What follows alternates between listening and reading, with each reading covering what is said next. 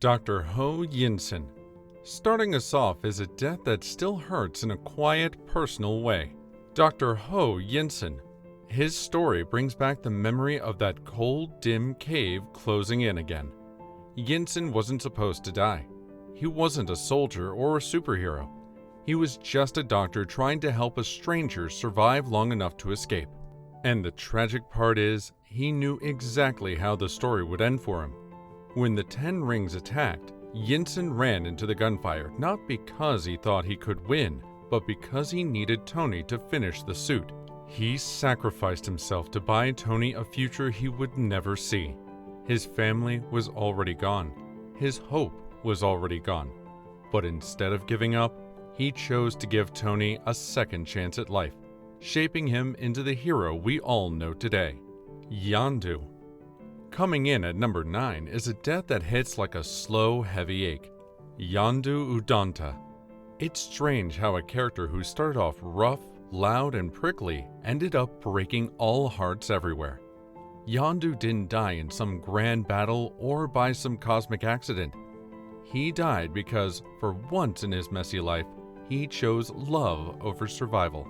When he gave Peter that spacesuit and kept none for himself, it was the moment everything about Yondu finally made sense. He wasn't the perfect father figure, but he was the one who stayed. The one who protected Peter when no one else would. The one who carried the guilt of his mistakes and tried, quietly, to do better. He may have been your father, boy, but he wasn't your daddy. That line, and then watching him freeze in space, it still feels unfair. It still feels wrong. Darwin. At number 8 is a death that still feels shockingly unfair. Darwin from X-Men First Class. Of all the characters who shouldn't have died, it was him. The man whose entire mutation was literally adaptation. The one ability that should have guaranteed survival was taken away in seconds. And that's what makes it hurt so much. When Sebastian Shaw forced that explosive energy down Darwin's throat, you could see the fear in his eyes. Real, raw, desperate. He tried to adapt. You could see his body changing, fighting, reaching for life. And for a moment, you think he's going to make it. He always does. That's Darwin. But then he doesn't. He turns to ash while his friends watch helplessly. It wasn't heroic. It wasn't earned. It was senseless. And maybe that's why it stays with us, because Darwin wasn't supposed to die. Iron Man, Tony Stark. Taking the 7th spot is a death that still feels impossible to accept. Tony Stark.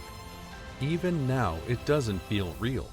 This was the man who crawled out of a cave, built his own heart, and kept upgrading himself like he was racing against fate. And maybe he was. But none of us thought he would actually lose. Not Tony. When he grabbed those Infinity Stones, the whole world went quiet for a second, like even the universe held its breath. He knew what would happen.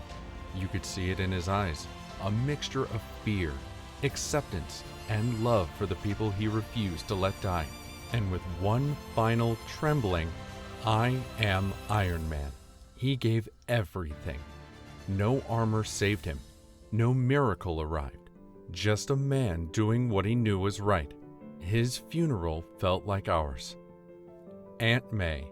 At number 6 is a death that still feels like a punch to the chest. Aunt May. We always thought she was safe, untouchable, the moral center of every Spider-Man story. But No Way Home reminded us that even the kindest people can be taken away in the cruelest moments. May didn't die in some huge cosmic showdown. She died trying to do the right thing, helping a kid save people everyone else had written off as lost. When the Goblin's glider slammed into her, she still tried to stand, still tried to calm Peter down, still tried to convince him that what they did mattered.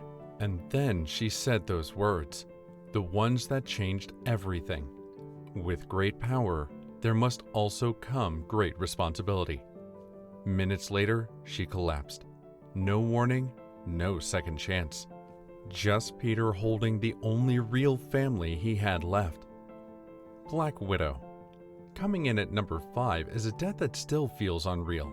Natasha Romanoff. She was the one who always kept the team together, the one who carried everyone else's pain without ever asking for anything back. And in the end, she carried the biggest burden of all. On Vormir, watching her and Clint fight each other just to be the one who dies, it's one of those scenes that feels wrong even as you know it has to happen. Natasha wasn't running toward death. She was running toward a purpose. After a lifetime of red in her ledger, she finally found a way to balance it. She wanted to give her family a second chance, even if it meant losing hers. When she fell, the silence afterward was crushing. No music, no hero theme. Just a friend staring into a world suddenly missing its heart. Vision. In 4th place is a death that feels like watching hope itself get ripped apart. Vision. His whole life was built on kindness, curiosity, love, and somehow he still ended up in one of the most painful endings the MCU has ever shown. And the worst part, he dies twice. The first time, it's Wanda, the person who loved him more than anyone. She's shaking, crying, begging for another way, but there isn't one. She does the unthinkable to save half the universe, destroying the Mind Stone herself. And for a moment, Vision whispers, "I just feel you." And you think maybe it meant something, maybe it mattered. But then Thanos rewinds time and we're forced to watch Vision die again, brutally, coldly, with no goodbye. Wanda screams. The screen goes silent, and a character made from pure innocence is gone forever. Before we jump into the top 3, make sure to subscribe so you never miss a moment from the MCU. Quicksilver. At number 3 is a death that still feels impossibly cruel. Quicksilver.